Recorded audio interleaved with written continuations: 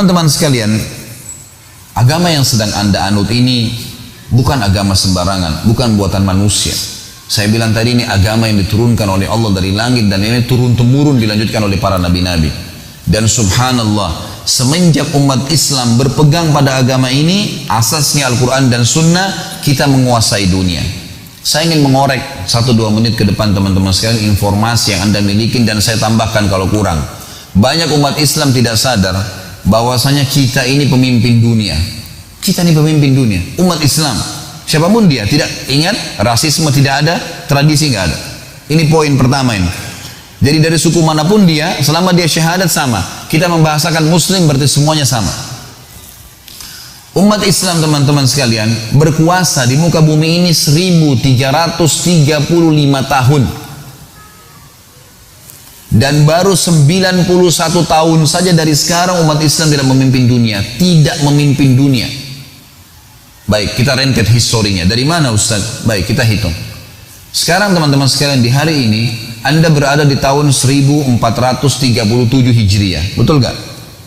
1437 Hijriah. Tadi saya bilang kita berkuasa di muka bumi ini 1335 tahun. Ya, kurang lebih 91-92 tahun saja kita tidak berkuasa. Dari mana rentetan historinya? Coba kita hitung.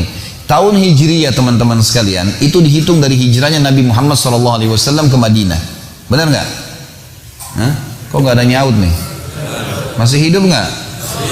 Baik. Teman-teman sekalian, tahun 1 Hijriah, hijrah Nabi SAW, dan itu pertama sekali Nabi SAW mendirikan negara Islam di Madinah. Beliau Nabi dan rajanya penerap hukum Allah Subhanahu Wa Taala. Kita tahu Nabi SAW cirinya Nabiyyin Ummi, Nabi yang buta, nggak bisa baca, nggak bisa nulis. Yang diterapkan adalah Al-Quran dan sunnahnya, sunnah beliau SAW. Sampai tahun 11 Hijriah, awal tahun 11 Nabi SAW meninggal dunia. Kemudian datang Khalifah Rashidah yang pertama, Abu Bakar, dari tahun 11 sampai tahun 13. Setelahnya datang Umar bin Khattab dari tahun 13 sampai 23. Dan di zaman Umar bin Khattab ini setengah dunia dikuasai oleh Islam. Karena tahun 14 Hijriah terjadi perang Yarmuk, ekspansi Islam ke wilayah Syam, utara Jazirah Arab, Palestina, Syria, Lebanon dan Yordania, dan bagian Asia dari Turki, serta Amr bin As radhiyallahu anhu ajma'in, sahabat ekspansi juga Islam ke Mesir. Jadi seluruh utara Jazirah Arab itu sudah masuk Islam, masuk juga bagian baratnya Jazirah Arab, Afrika, Mesir, kemudian Afrika Utara, Tunis, Jazair, Maroko, suku Barbar masuk Islam. Di tahun 15 Hijriah, Umar bin Khattab mengutus pasukan lain dipimpin oleh Sa'ad bin Abi Waqqas menuju ke wilayah Persia, wilayah timur Jazirah Arab, Irak, Iran, Afghanistan, sebagian wilayah India, dan juga sebagian besar wilayah Rusia. Ini takluk di tangan kaum muslimin. Dan akhirnya kita tahu, ya, kalau bapak ibu belum tahu maka saya sampaikan, kalau sudah tahu alhamdulillah, 6 orang periwayat hadis kita dari negeri Persia, Bukhari, Muslim, Abu Dawud, Tirmidzi, Ibnu Majah, Nasai, ya. Ini semuanya dari wilayah Persia, ya. Irak, Iran, Afghanistan semua, karena ekspansi Islam yang luar biasa sampai ke sana. Jadi di zaman Umar bin Khattab tahun 14 sampai tahun 15 Hijriah terbuktikan mukjizat Nabi Muhammad SAW waktu perang Ahzab. Surah Al-Ahzab surah 33 menjelaskan masalah itu. Kita kenal dengan perang Khandaq. Pernah satu waktu ada batu yang tidak bisa hancur, maka para sahabat mengatakannya, Rasulullah coba lihat batu tersebut. Nabi SAW datang, lalu Nabi SAW menghantam dengan keras, ya, dengan kampak beliau. Akhirnya batu tersebut pecah dan mengeluarkan cahaya. Lalu beliau bertakbir, Allahu Akbar, ya. Kemudian bila hantam yang kedua kali, keluar cahaya lagi, Allahu Akbar, sampai 3 kali. Lalu kata para sahabat, ya Rasulullah, kenapa tadi cahaya itu keluar? Kata Nabi SAW, apakah kalian lihat cahaya itu? Mereka bilang iya. Sesungguhnya Allah menjanjikan, Allah memperlihatkan kepada saya di pukulan pertama bahwasanya kerajaan Syam, Bizantium, Romawi takluk di tangan umatku. Dan takbir yang kedua, cahaya yang kedua adalah Persia di tangan umatku, dan yang ketiga adalah Yaman di tangan umatku. Dan sekarang terbukti semuanya, gitu kan? Baik. Umar bin Khattab meninggal tahun 23 Hijriah teman-teman sekalian, dipimpin oleh Uthman bin Affan setelahnya. Uthman bin Affan juga mengekspansi Islam, tapi lebih banyak mempertahankan wilayah kaum muslimin dan mengirim dai-dai. Dan perlu Anda tahu secara histori, Indonesia ini dimasukin Islam di zaman Utsman bin Affan.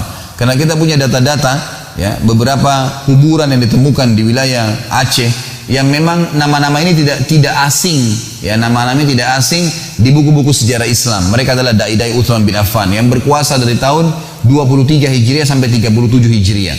Datang setelahnya Ali bin Abi Thalib radhiyallahu anhu majma'in, Khalifah Rashidah yang keempat, memimpin dari tahun 37 sampai 40 Hijriah.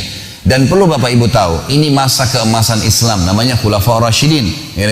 Perlu kita ketahui Abu Bakar, Umar, Uthman, Ali tidak pernah punya ijazah politik dari Amerika. Bahkan Amerika tidak dikenal pada saat itu. Nggak punya ijazah, ya, ekonomi dari Eropa.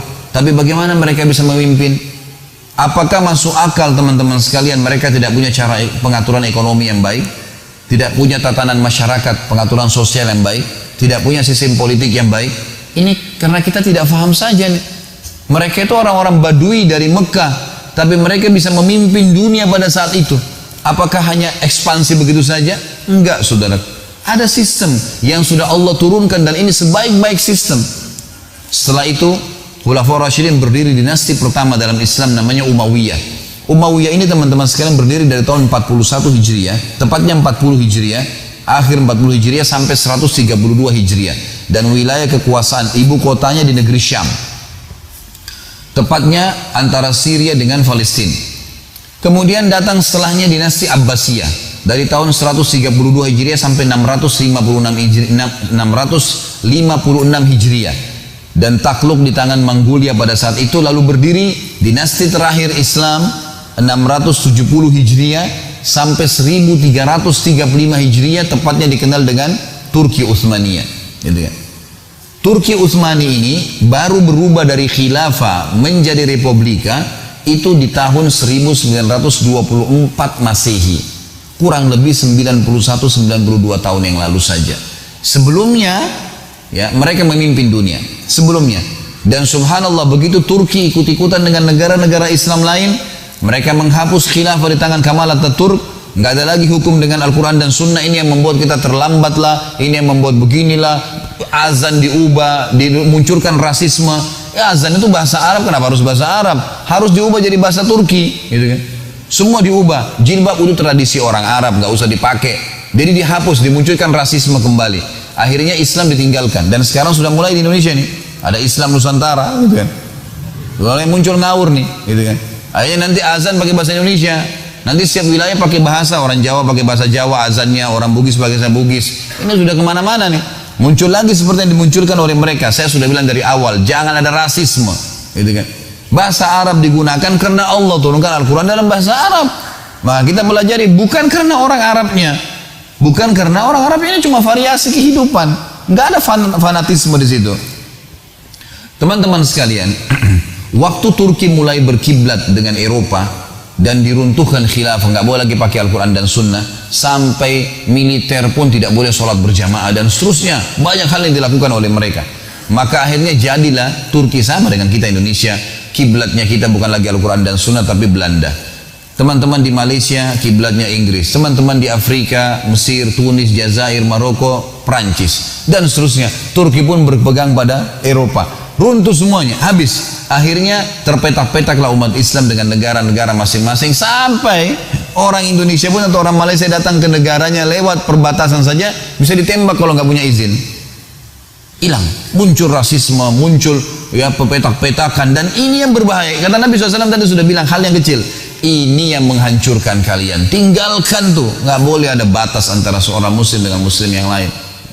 Teman-teman sekalian, saya punya data-data dan ini masih dalam manuskrip. Banyak tulisan-tulisan yang ditulis dan ada di museum Turki, ada di museum Spanyol, banyak tulisan-tulisan ini.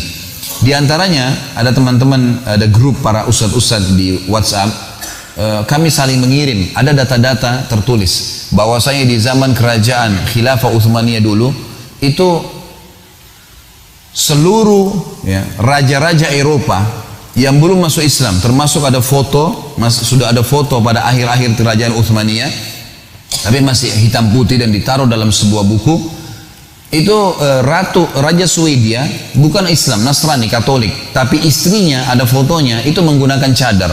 Dan hampir semua wanita, ya, ratu-ratu Eropa pada saat itu yang belum Islam, itu wanitanya pakai cadar.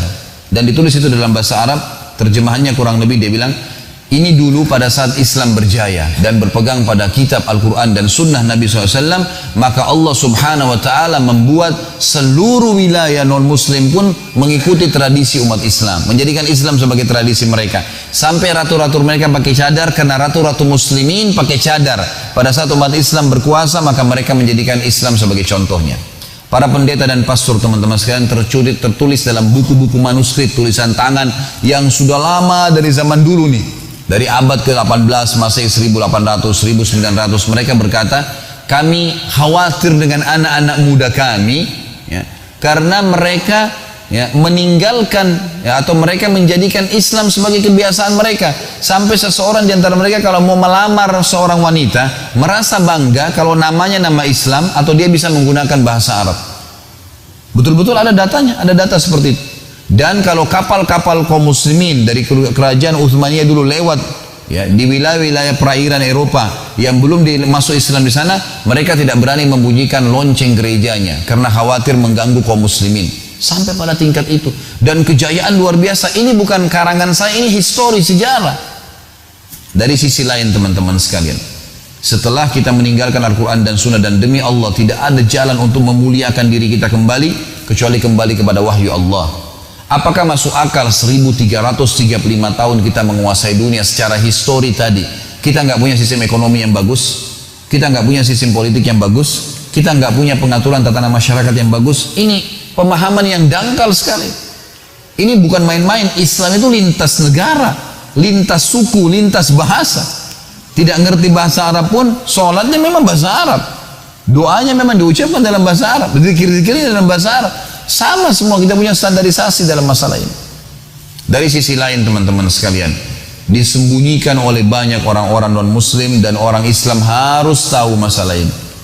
Bahwasanya semua teknologi yang ada sekarang, perkembangan yang kita banggakan dari penerangan lampu, dari alat-alat teknologi, kendaraan-kendaraan otomotif sekarang, semuanya teman-teman sekalian dari kaum muslimin. Data-datanya ada. Sampai sekarang manuskrip ada di Spanyol, seperti misalnya orang-orang Eropa pun tahu masalah itu. Sampai ada sekarang mereka buat film yang mengangkat akhirnya itu. Saya lihat beberapa cuplikannya, gitu kan. Saya tidak sarankan tentu Anda khusus nonton film ini, tapi saya sempat lihat cuplikan sedikit saja. Kalau Anda ketik di YouTube, coba tulis, ya, hal-hal yang tersembunyikan, hal-hal yang disembunyikan dari agama Islam. Ada cuplikan di situ sekitar mungkin durasi 15 menit bagaimana mereka akhirnya mengungkap masalah itu. Teman-teman sekalian, yang paling pertama menemukan teori penerbangan seorang muslim bernama Abbas bin Akhnas. Abbas bin Akhnas masyhur namanya di Eropa. Dulu dia di Spanyol dan ada bukunya. Bahkan dalam buku itu dia menulis teori-teori bagaimana membuat pesawat terbang. Dan dia membuat praktek, dia buat 2 buah sayap dengan tangannya sendiri di zaman itu, gitu kan? Dan dia sempat loncat dari atas gunung sampai mendarat di daratan di bawah, tidak meninggal dunia. Dan teori ini diambil pada saat Spanyol jatuh di tangan kerajaan, ya, Bizantium Nasrani pada saat itu. Akhirnya umat Islam menjadikan dari Spanyol. Buku ini diambil terjemahkan oleh 2 ilmuwan dari Inggris, dan akhirnya dicatatlah dalam sejarah manusia mereka menemukan pesawat. Padahal ini jelas faktanya ada. Yang kedua, kita tahu ilmu matematika yang masyhur. Ada yang mereka bisa hapus, ada yang mereka tidak bisa. Ini tidak bisa mereka hapus. Akhirnya mereka cuma mengatakan ilmu Al-Jabar. Al-Jabar dari mana? Nama seseorang muslim dari Spanyol namanya Abdul Jabbar, ahli matematika yang paling masyhur. Sampai sekarang mereka tidak bisa hapus namanya. Ada yang menemukan lampu yang kita tahu Thomas Edison, padahal sebenarnya dia menerjemahkan buku yang ditulis oleh Al-Jaziri, masyhur. Dan teori Al-Jaziri menemukan lampu, menemukan otomotif, menemukan pesawat terbang, menemukan mesin-mesin, dan seterusnya.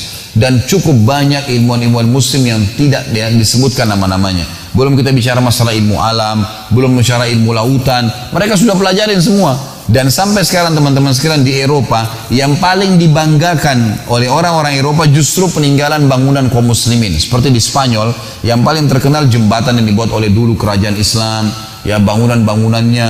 Sampai sekarang kalau Anda punya kelebihan rezeki, Anda bisa ikut paket umroh sekalian ke Cordova, melihat peninggalan Islam di Spanyol. Luar biasa. Bangunan-bangunan mereka sekarang dibanggakan oleh kerajaan, oleh pemerintahan Spanyol itu sendiri.